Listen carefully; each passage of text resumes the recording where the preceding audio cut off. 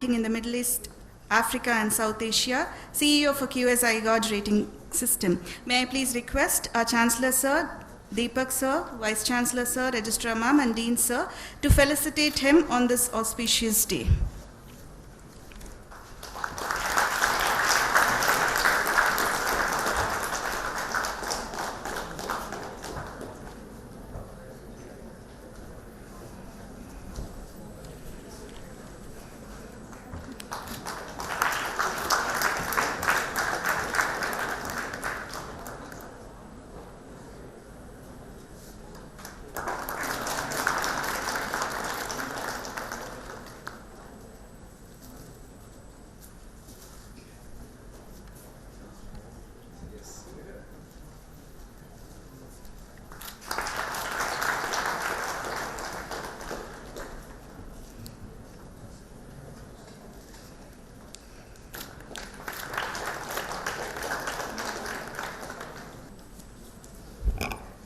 A very good morning to everybody.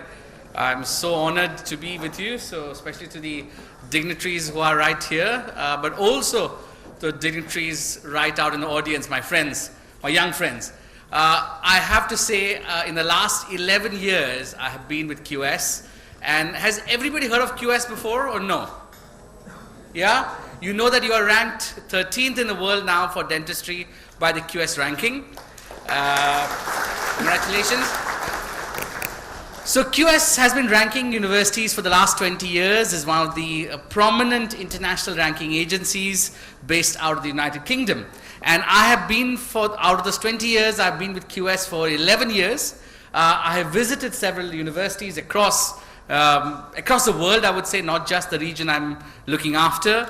I have written a book on Indian higher education, but for the first time, I have seen such a grand presentation, over 2,600 posters. I am super impressed with you, and I so wish I can be with you all, taking some time off my age and getting back into university. Because I come from a small village in Goa, so we never had the privilege of having these kind of facilities during that time. But still, during that time, I managed to make it out of Goa into the West and trying to do what I'm today.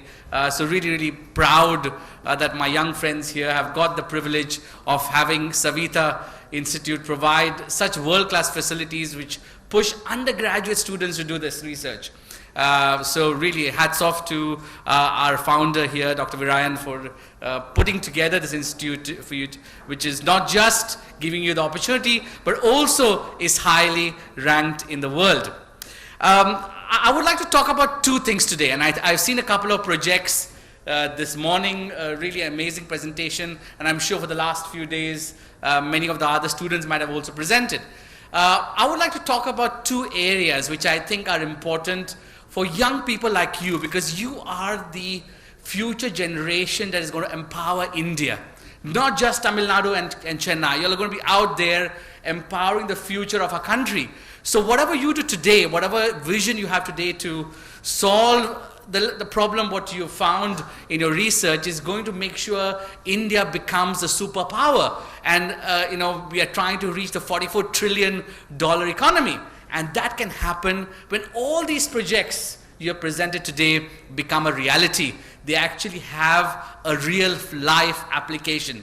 So, one of the area is creative thinking. And I think we all know that, we have to think of creative ideas. And you've probably heard of the Greek mathematician called Archimedes. And, when he was trying to find a solution to buoyancy, he got it while he was taking a shower in his bathtub. And not just in the West, but let's look at India, and let's look at the Indian mathematician and astronomer Aryabhatta. When Aryabhatta was looking at the stars and gazing and looking at that time whether Earth was moving on its axis, he had to find a method to actually look and see his theory was correct. And what did he do? He looked at a pot and made a hole there in the pot and let the water drip. And as the water was dripping, he marked those lines, and when the when again the night came and hit the stars, he knew that it was exactly at the same time. So both these I would say famous people have used creative thinking. So you have to think outside the box when you're looking at the solutions, and I think you have already done that. So taking that forward while looking outside the box, how can your projects be suitable to real life applications of people, elevating the issues people have, poverty, looking at the sustainable development goals. And for the next few years, the focus is on SDGs. How can your projects support sustainable development goals and help India overcome and meet the SDG goals and in full? So we've heard the word Jugaad. I'm sure you've heard of word Jugaad here.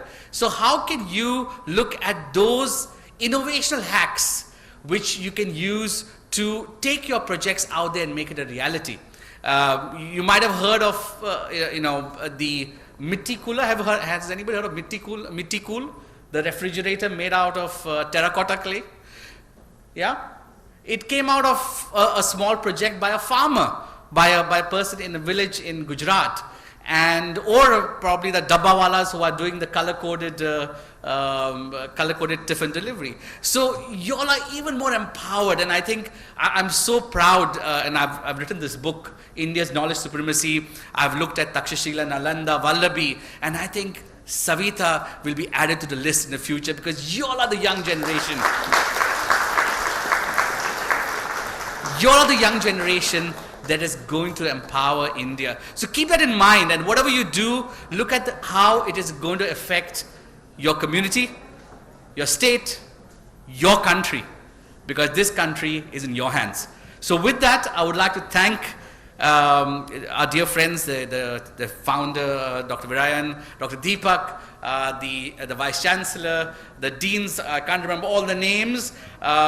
Please forgive me, I've just got off a 36-hour flight.